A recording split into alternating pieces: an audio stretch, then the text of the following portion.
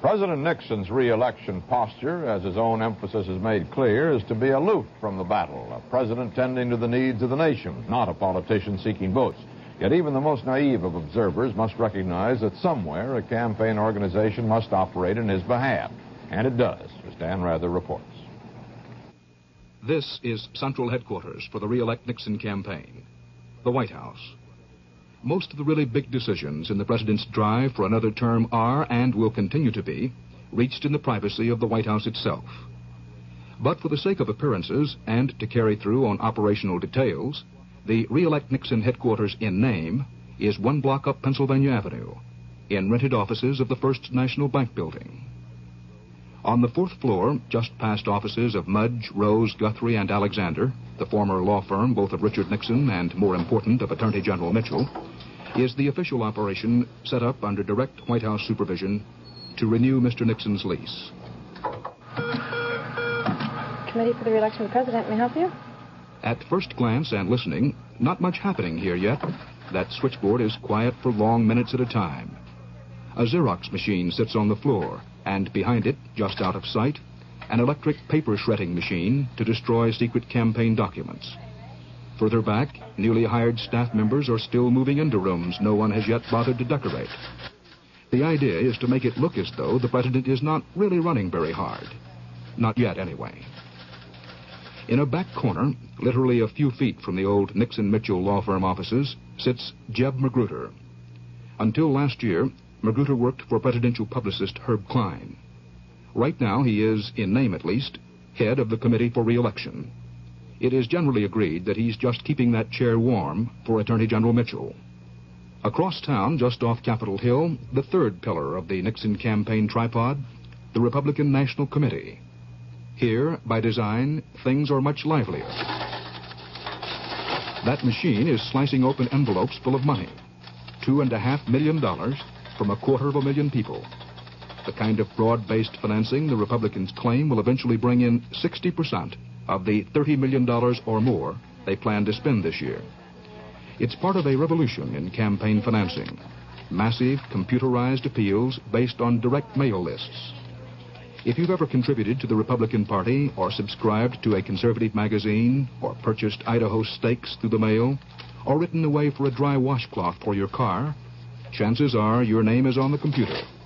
And if you haven't been asked to contribute to the Nixon campaign, you will be. My feeling is that this is the way of the future in political finance. This is the way that the political parties in the future are going to be funded. I think that the tax reform bill in 1971 will be an important incentive to encouraging individuals to participate in this manner. Why is that better for you? It places less reliance on a few individuals and greater reliance and responsibility, as in a democracy it should, on a broad spectrum of the American public. But despite its new emphasis on fundraising from a lot of thin cats, the GOP is still courting the more exclusive ranks of what political professionals call the fat cats.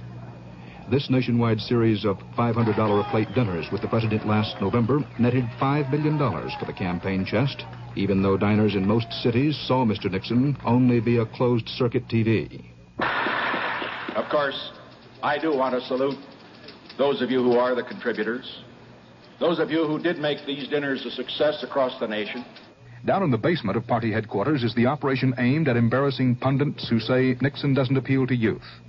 The people in charge here are from the 18 to 21-year-old bracket. The campaign they are running is aggressive, colorful, and articulate. First of all, voter registration is probably the most important function that we are undertaking now.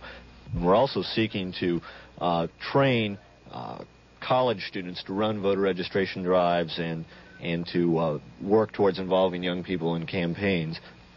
You can't get a 35-year-old to teach the Republican Party how to get to young people. You just can't rely upon it. Young people have got to reach other young people, and that's what we're seeking to do. Computers and direct mail are used for more than raising money. Computer time and operators have been leased on a regular basis to pinpoint known Republican and independent voters in every state, to store instant recall libraries on what other candidates have been saying, and to prepare letters with a personalized appearance for special blocks of voters on specific issues. This is only one of several computer centers around the country the Nixon campaign uses. The plan is to keep such complex, expensive campaign technological apparatus out of sight and out of the headlines as much as possible, but to make no secret of it if someone asks. Presidential television spectaculars scheduled later this year in Peking and Moscow, among other places, are not considered by Mr. Nixon and his aides to be part of their re-election campaign. Democrats, of course, disagree. Both sides do agree, however, that should Mr. Nixon lose, it will not be for lack of money, organization, modern campaign methods, or television exposure. Dan Rather, CBS News, with the Nixon campaign in Washington.